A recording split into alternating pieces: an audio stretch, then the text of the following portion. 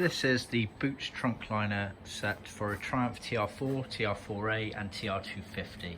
So it's relevant to the carburettor carb fuel pump systems. This includes a boot liner petrol tank board at the back here, and also boot sides left and right. The boot sides are completely non-original. They were not put in the car originally. These are something that we have developed here. They are sold separately, so the boot liner is sold as one piece, and then the boot sides are sold as a pair separately to the boot liner. These have been trimmed in woven wool, Deluxe woven wool, bright red. So if I turn this over, you'll see a Millboard panel, cut on our CNC machine with the relevant little holes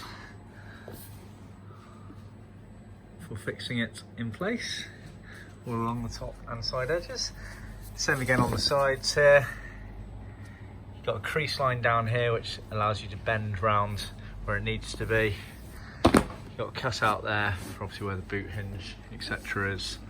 Originally these were supplied in black grained Millboard material, which is what we can supply as well, but we can also trim them in either vinyl, nylon carpet or wool carpet. See our website for more details.